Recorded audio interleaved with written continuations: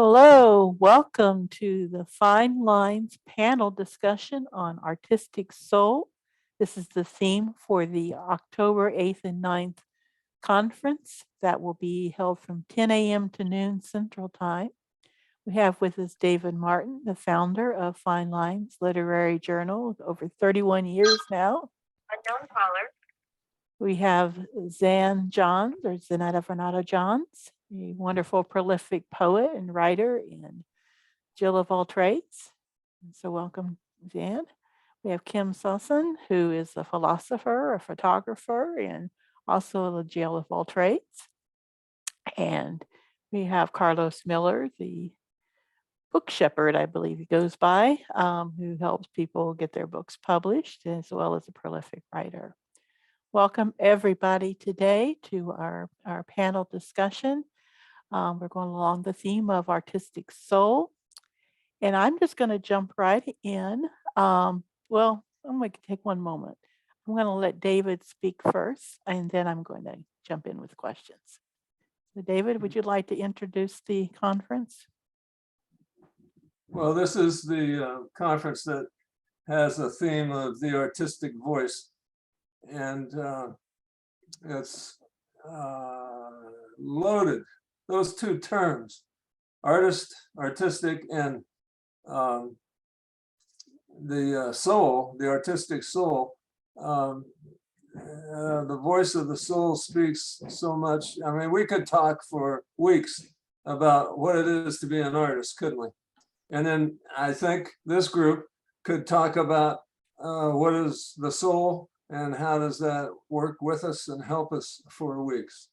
It's going to be a challenge for this talented group to thoroughly cover those two terms in the amount of time that we chose to devote to this panel, which is why on October 8th and 9th, we're going to spend 2 days talking about the artistic voice. And we hope that this panel discussion will set the tone and point people towards this conference, October 8th and 9th, where we can elucidate and talk in greater depth about those two terms that I'm passionate about, if you can't tell already.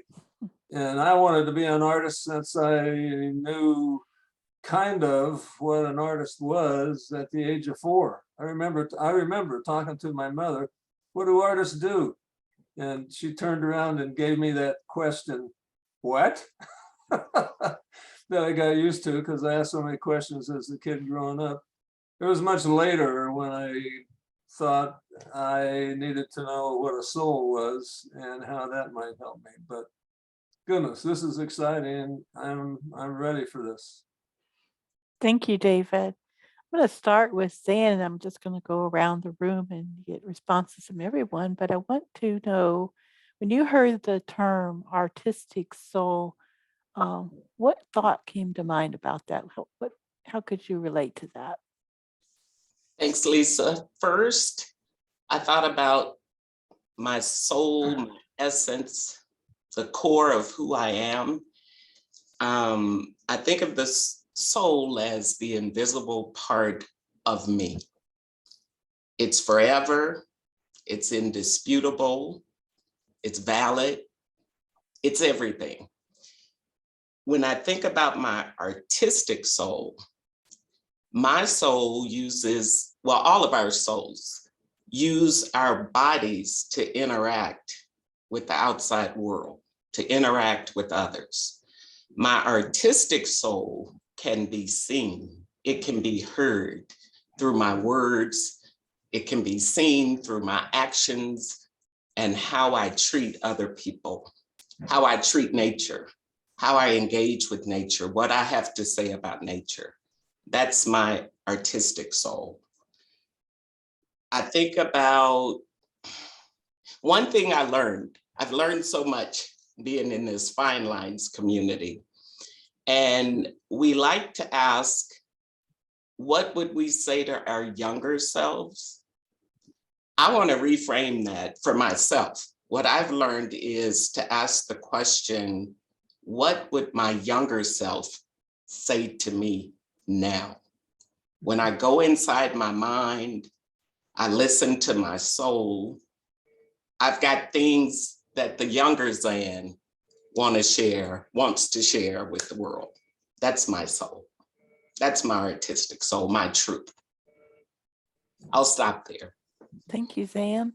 Mhm. Kim, you have some thoughts on this? Sure. Thanks, Lisa. And hello, everyone. I had to give this some thought because soul is not a term that I use very much. And I think it's because it has religious overtones, and I'm not particularly religious. So I had to give this a lot of thought. And I thank you, Lisa and David, for making me do that, because it's been interesting and useful. I certainly do know, I believe, what you meant by it, so it was never a question of not understanding what you meant. But what I finally sort of settled on was the inner urge to create something and to share something, which, so I kind of came up with artistic inner self as what resonates with me quite a lot. It's that internal drive we have and I have to express myself, to create something that's meaningful or entertaining. In fact, I'll put it another way, just to pull something out of the darkness and put it into the light. And that fits in very well, I think, with the word soul, when I think of it that way. I think I will leave it at that Okay, thank for you. now, and I'm sure we'll come back to some of these things. I like that, going from the darkness into the light. I'll have to remember that particularly. Carlos. Yes, hello everyone, and thank you guys for having me today. When I heard that term, I don't think I'd ever heard it put together like that, but from the time I heard it, I think it helped me put it together.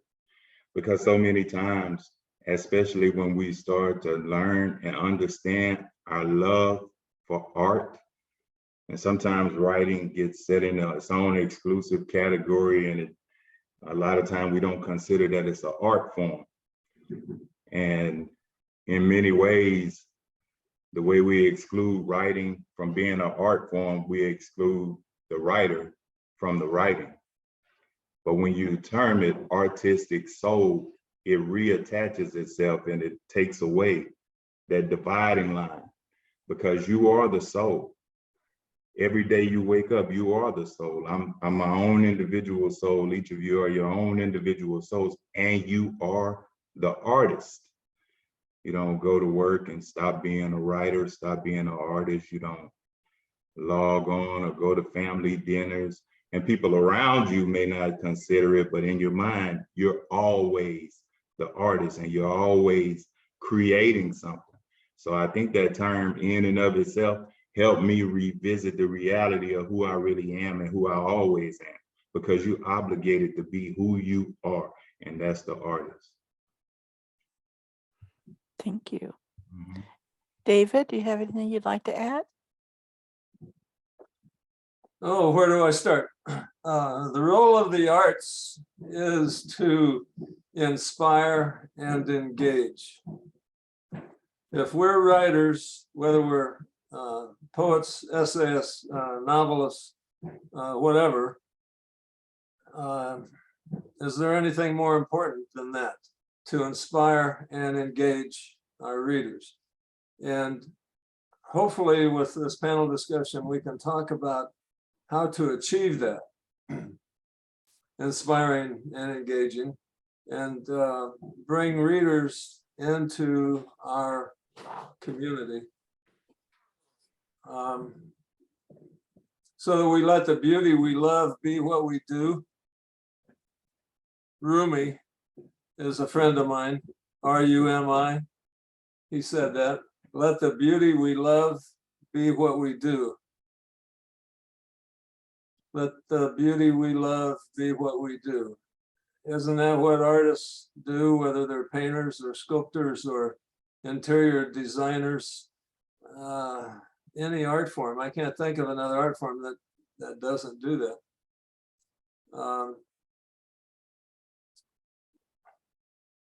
Do you know what the word seeker means? Of course you do. But do we think of that in terms of ourselves? I don't think we do very often.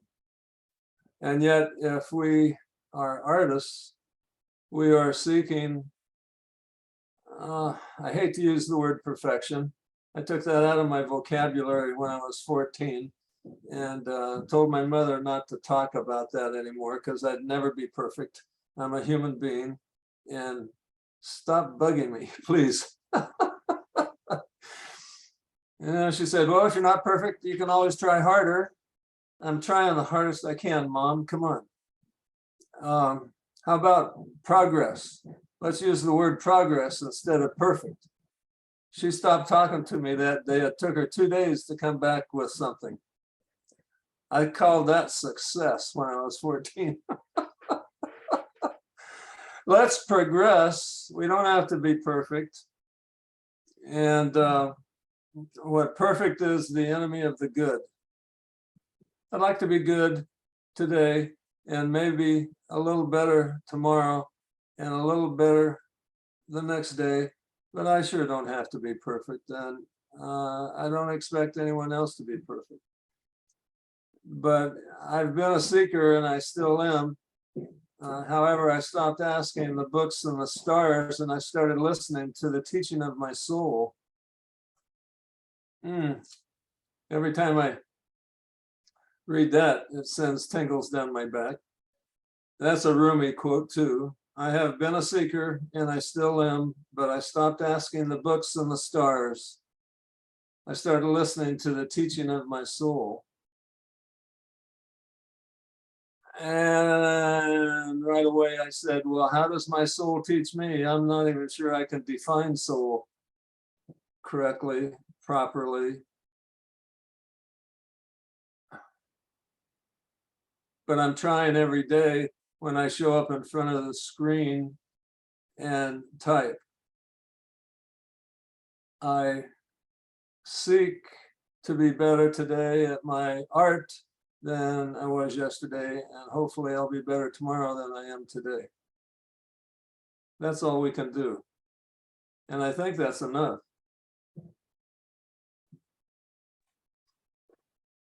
Thank you, David. I'm just going to put this question kind of out there and let anybody respond who wishes to do so. What is your main medium for creativity, and how do you tap into or connect the soul when using this medium?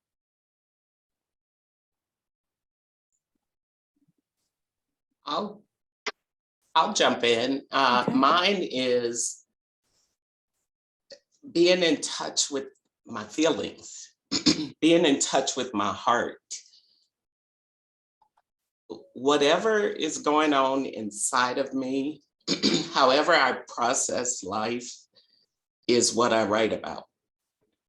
And I write to engage and inspire. I want to meet people where they are. I think poetry and music, free verse, whatever verse, is the best way to meet people where they are.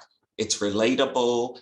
I think it's mostly non-threatening, but when I write, I'm trying to put light into the world. Like Kim talked about, bringing out the darkness. I want the light to shine through me, through what I say, through what I share, through whatever I do. And I think about, I have a plaque on my wall, you can't see it, but it says, take time to do what makes your soul happy. And I go deep. It's about my heart, it's about my truth, and I want to make a difference for other people. I have to be authentic. If I engage with nature, I mean a flower, something as simple as a flower or a hummingbird or the sunset, I'm gonna write about how it makes me feel, hoping that it'll connect with the feelings of somebody else. That's how my creative relationship with art and soul works. Thank you. I'll jump in with a few comments too. I started and spent my entire career as an economist, which I think most people would say does not really represent artistic soul activity, although I think probably everything you do does represents that in important ways. For example, I was a teacher, and certainly artistic considerations come into how you teach, how you connect with students, the words you use, the examples you use. I think that can be quite artistic. And even the economics research that I did, although that kind of writing, I had many graphs and charts and things that poets probably would say, oh my gosh. But describing those requires a certain amount of creativity, or otherwise you say the same, this increased and that decreased. You say the same thing all the time. It's a different creativity, but it does require some to make it interesting, to make other people connect with it, and actually literally to make them keep reading it. So when I retired, I realized that what I really love to do is photography and writing. Particularly, I hadn't written very much poetry, but I decided to take up writing poetry because I love it. And both of those are, well, I sort of jokingly say they use the absolute opposite side of the brain than what I used throughout my career. But I don't think that's strictly true, but there is some truth to it, certainly. It's a different way to see the world, I think, to see it through photography. Once I started doing that, when I was out in nature or out with friends, I saw things a little differently than I had before. I mean, I put a little different words to what I was seeing. I saw different details than I had seen before. Particularly, I think that's true now with photography. I love to take photos of nature and write about nature, and I see it in a whole different way with a camera in front of me than I did before. And it's a much more artistic way to me. And it inspires words in me that are creatively quite different than I did before. So I'll leave it at that, I think. Thank you. David's got his hand up. Kim, would you just write down what you said? That's an essay or certainly a poem, and we could use that, seriously. I will do that. In fact, I'll make a note to myself to do that, because at my age, half the time I don't remember what I was going to write about. I can relate to that. Yes, I was thinking as Kim was talking, trying to imagine what you feel when you have the camera in front of you and you're capturing something. The soul of the animals. Do you believe animals have souls, and do you connect with them as you take their picture? I don't think of it in terms of soul, but I certainly feel a connection to them and want protection for them. And in photography, for animals, you always want the one thing you want to be sharp is their eyes. And so I end up always looking right into their eyes. And So it's like I can see into their heads. And I guess this is another new way I could use the term souls in, because it's not a word that I've used very much. Thank you. Thank you. Carlos, would you like to add to it? Yeah, I was just taking all of it in, especially when Miss Ann brought out about capturing the animal. And I started just looking at all the smiling faces on the screen. You know, we have absolutely no idea what may be on one another's minds or what anybody may be feeling, especially the conversation that we just had about what's going on in England. You know, everybody's still processing that, and we still have other things going on with family. We still have other book projects. So everybody, we're looking at one another and we're all bombarded with different things psychologically. But how would we capture that in writing? How would we say, this is what I'm feeling right now? Even though I'm sitting here with you, this is what I'm feeling. But this is how we're able to overcome these things and still come together as a writing community and, you know, set those things aside right now mentally, because we want to be able to express ourselves. So I think that's what helps me connect, because writing, if nothing else, forces you to consider, to contemplate. Then the writer, the artist, should take time to contemplate everything they experience, because it's always, the writing's always there. The writer is just not always there. That's why we deal with things like when Kim said, I forget about what I'm writing. I'm thinking to myself, hey, that's me too. I think we all do, you know, but it's just taking time to capture those moments. And because we have these, I don't know if I necessarily call it a gift. It's just who we are, you know. And so just take time to capture those feelings and those moments and write them out as vehemently as possible, and make sure you get every detail included. So, yeah. Thank you. Yeah, there really, yes, I've often say there's a poem in that. There's a poem in everything that happens. And I was even thinking about, you know, we lost the queen. And like, we lost the queen. You know, some of us are not from, well, I think anybody, nobody in this room is from anywhere from the United States. But I feel like it's, we lost the queen, and that there's a story to be told in that. And everybody's going to have a different perspective of that particular experience. So yeah, everybody needs to offer their different perspectives. Okay. I'm sure there are poets and writers right now who are writing about that. I bet so too. Absolutely. Okay. And one of the things that I was talking to David about a while back was when our art and writing are like cooperative metaphors. They're congruent.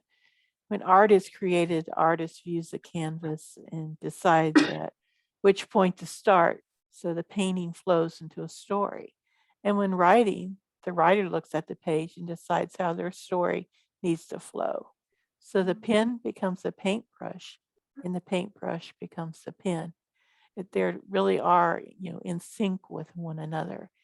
And when you think of art, you know, connection with the soul, connection with the voice, um, you know, it's really hard to not have one without the other. We have one thing going on without a flow of the other. I particularly liked the idea of the photography and looking the animals in the eye and capturing what, you know, I would say that it's kind of like capturing their soul or capturing the essence of that particular animal. I'm just kind of a little bit jealous of you, Kim, actually. I kind of want to go with you on this trip. But I'm such a wuss, I probably wouldn't get very far. I have to have my coffee in the You morning. can all come along. But You know, it's interesting. If we all lived each other's lives, would we do anything different? You know, if I had an opportunity to walk in Carlo's shoes for a day, would I look at things a little bit differently and offer him a different perspective of how that went? You know, if I went with if Zan and I traded places for a day, would we each have something to feed back to one another? So we all have our perspective, and it's based on a lot of things: our creativity, our point of view, the way we look at things, and even how our soul speaks to us. How we need to put it on page, or put it in a painting, or put it in some form of creativity. Maybe reading what Zan writes or what Carlos writes is a kind of a mini way to be in their shoes for a while. I mean, for a good writer, I think when you read it, that's where you are. You're in their soul, if you like, for a little while. Very much so. I agree with that 100%. Definitely feel like I can capture the essence of that particular artist by reading their works. Does anybody have anything they'd like to add to our discussion or pick up on? I can't help but think that failure is something we have to discuss. I don't know in what way, except it's been my personal history that I knew art had something of value to me. I just didn't know what. There were no artists in my family. There were no artists on the block. There were hardly any artists in our town. And our school, small country school, didn't have an artist teacher. So I grew up thinking, well, artists, they're the people that live on the edge, and their mission every day is, do I fall off the edge or do I come back from the edge? And my understanding of art developed into philosophy more than anything else, because I didn't have the practical experience. I was drawn to words and books and libraries, and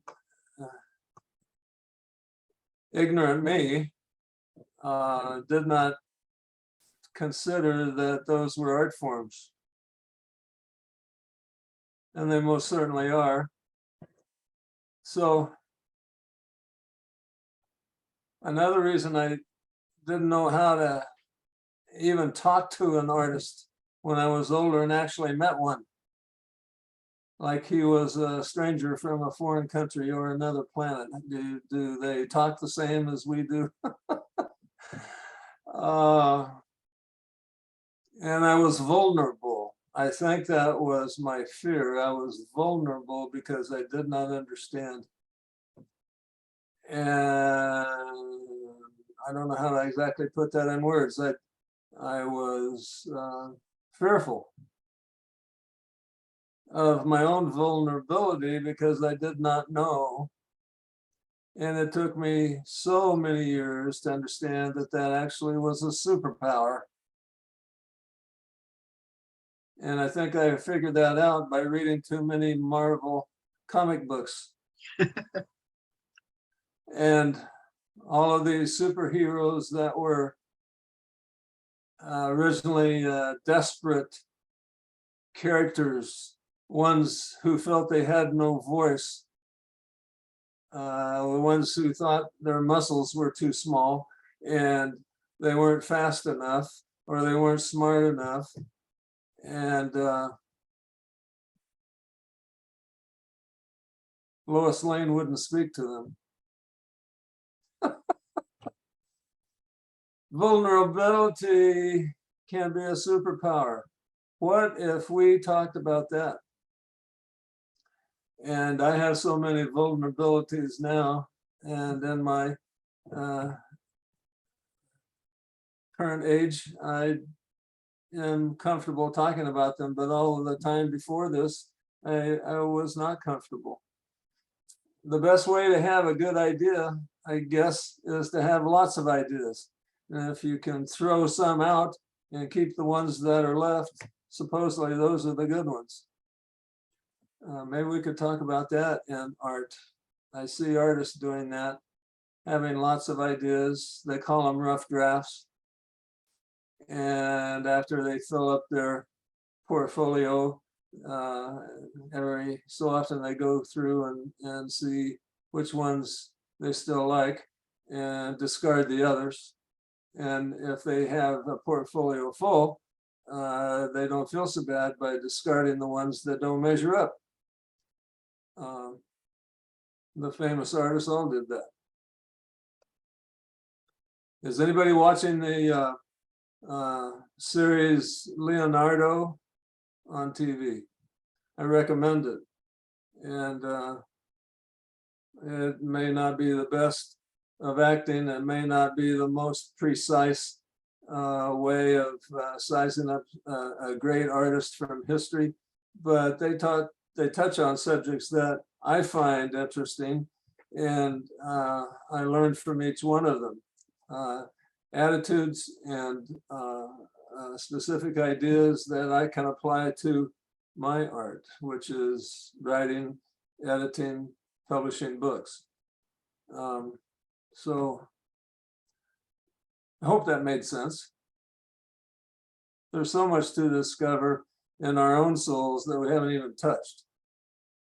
And many of you, I think, are way past where I am at the stage I am in discovering the artist in you and the soul in you. But these are things that make me think. Anthony Bourdain, God bless him. I wish he was still here. I found him not only entertaining, but I learned something from him. And every time I saw him on TV. He said the secret to all art is to go to work. Holy cow. The secret to all art is go to work. So I had to learn that late in life. And I just told you all the fears I had, putting off understanding what art was. And it's as simple as going to work. And maybe the most important thing I learned from my study and following certain people is to do what Oliver Sacks did with the people in the institutions that he worked with, and it's turn up the music. He used music so much with his institutionalized patients, and many of them simply responded to another form of communication, to another language. And Beethoven said that music is a language beyond words. And Sacks tried all of the standard psychological and psychiatric ways of reaching his disturbed patients. And many times words did not suffice, but when he played music, many of them responded in ways that they never responded before. And he was able to work with them. Every poem, every essay, every story has a heart, and I believe a soul. Every form of writing, every form of communication has a heart and soul. Some would argue maybe they're the same, maybe they're separate, maybe they're connected.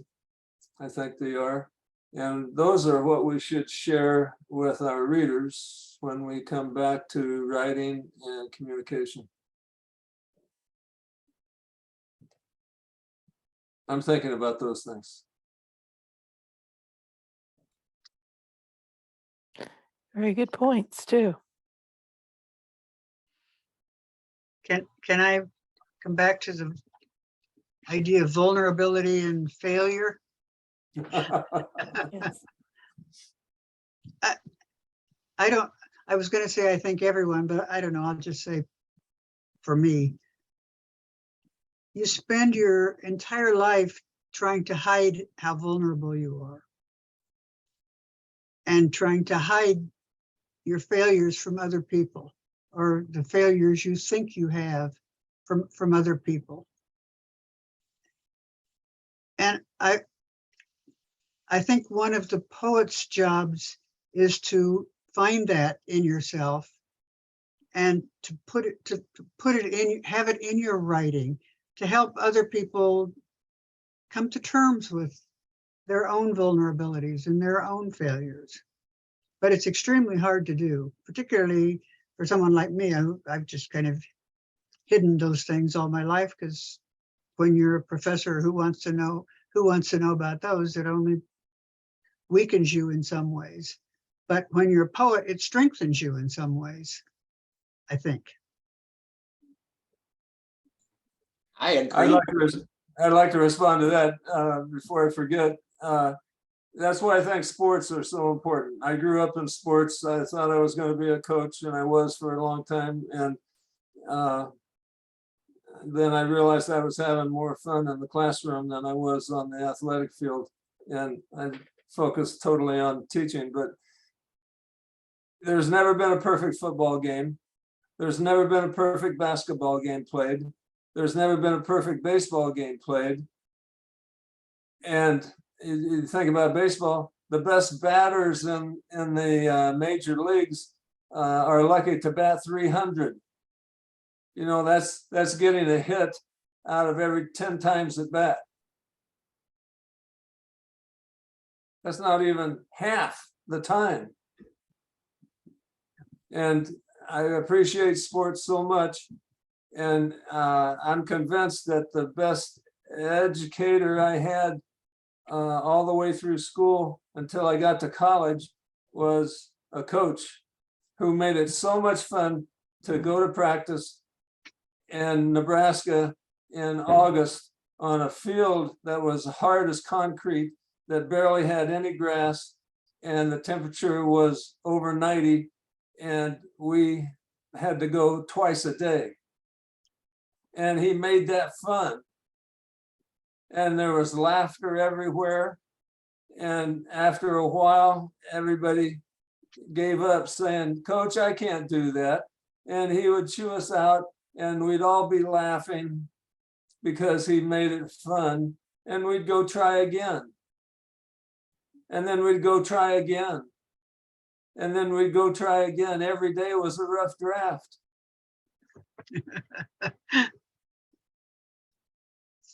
And then finally, he told one friend of mine who was still complaining, he said, "John, get over it.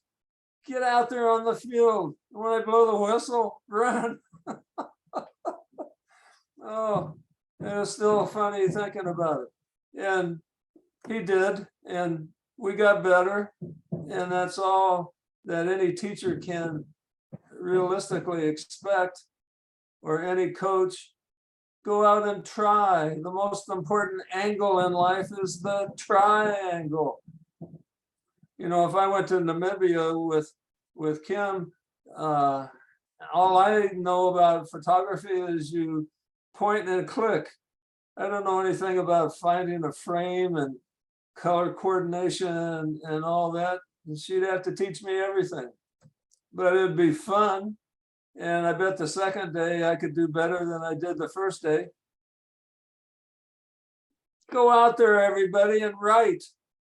I'm going to blow the whistle. When you hear the whistle, write. Come back tomorrow, we'll do it again. It'll even be more fun. Zan, you were saying, did they say something? Well, you make it fun, David. You make me want to go grab that pen. Even I think we're all scarred a little bit by fear. We're scarred early on, and we don't want people to see failure. We don't want to be exposed. But I'm learning as I go that vulnerability is my superpower. So I'm writing about things that I wouldn't have otherwise written about years ago. I'm happy to write about them, and it feels good. Some of the poems, you know, I put poems out there and I take a deep breath and go, uh-oh, what's going to come back to me? What are they going to say about this? But I've heard from people who related to poems that I never thought they'd relate to, you know, and it surprised me. But like I said, poetry meets you where you are, meets people where they are. And if I can put on paper my truth and, you know, whatever I'm feeling, somebody's going to connect with it. And my job is done. If I can reach one person, my job is done. Makes my soul happy. Poetry is my happy place.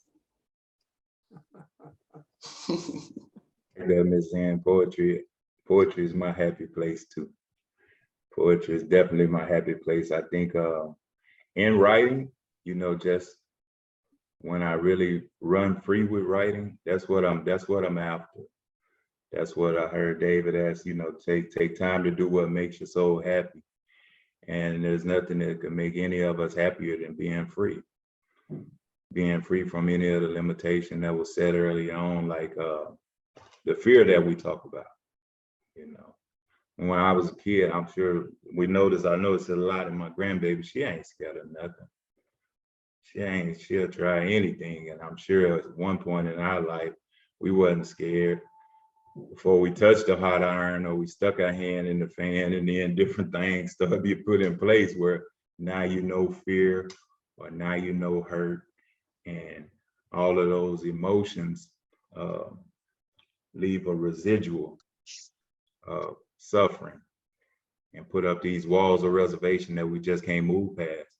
And the writing help us move past it, because what I am learning and what I have learned is that the emotions itself, being afraid or any rejection or any self-limiting thoughts, inferiority complex, everything that I may have been experiencing, sometimes experience now, that wasn't the suffering. The hurt came from trying to hide it and living a whole entire life and interacting with everybody that I came in contact with. And I had to be or pretend to be all right. And no matter who asked me, I had a brother at fellowship last week, you know, because about the past 3 weeks, I wasn't all right. And I couldn't really focus. So I kind of pulled back a little bit. And one day I left early. And I had a brother ask me last week, you know, he said, I missed you, man. You wasn't at the men's meeting, you know, is everything all right? I said, I'm getting better. He said, yeah, I meant to ask you last week. I said, but if you had asked me last week, I probably would have told you I was all right, even though I wasn't all right. And that's where the suffering has come from over and over and over, feeling compelled to say I'm all right or to pretend I'm all right. But the writing on paper, I don't have to be all right. And that's been probably the happiest thing that could have ever happened in my life, because when I open my paper, when I grab my pen or when I get on my keyboard, I do not have to be all right. And I do not have to consider what it's gonna make anybody feel when they read it. Because if I write something that, you know, I don't want nobody to read, it might just be for me. But it's still my freedom. And that's what makes me happy.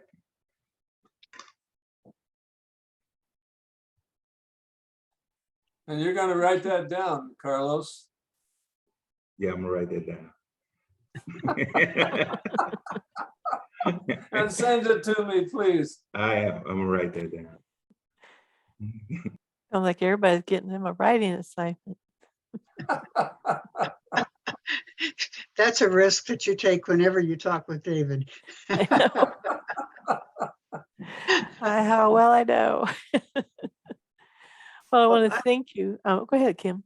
Go ahead. I was just going to say, poetry is my happy place. And at the same time, I'm not sure how this can be. It's also can be my frustrating place, because quite often, somehow inside, I know what it is I need to get out there on the paper, and what I'm writing is just not it yet.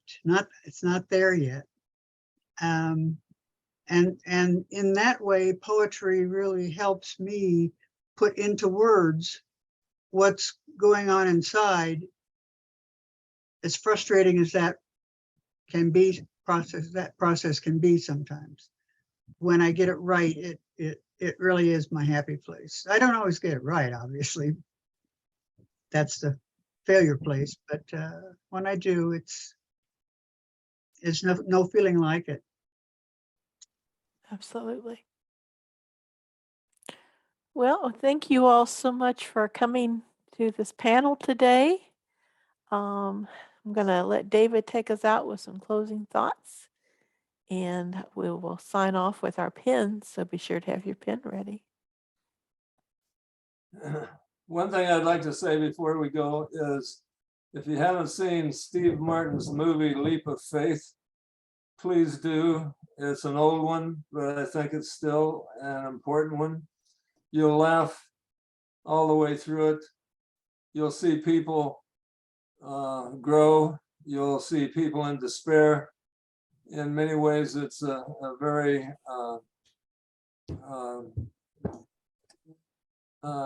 grit to grace understanding of common humanity. There are lines like, "Without your grace, I cannot help you." I lost sleep over that one. Without your grace, I cannot help you. Another one was, "Are you ready for a miracle? If you're not ready, you won't see it when it comes." And the best way to achieve anything is hard work and fun together. It keeps your feet on solid ground. Hard work and fun, and keeping your feet on solid ground. Without your grace, I can't help you. So if you want help, it takes teamwork. And you have to be ready for a miracle, or you won't see it, or appreciate it, or know it when it comes. All of that can be applied to art. All of that can be applied to writing. And what Zan said a few minutes ago, I'm paraphrasing briefly, our scars make us stronger. And Kim's fear of failing, we've all experienced that. But if we look at our scars, or things that we struggled to achieve that were painful, we came out of them stronger, in the same way that when a bone breaks, where it heals is stronger than that part of the bone before the break. And I think writing is one way that we can all rise together. Please come to our conference on August 8th and 9th, and we will write together. Yep. October 8th and 9th from 10 to noon Central Time. And what do we need to do? Get your pens ready. David? 1, 2, 3, right on. Right on. Right on. See you at the conference.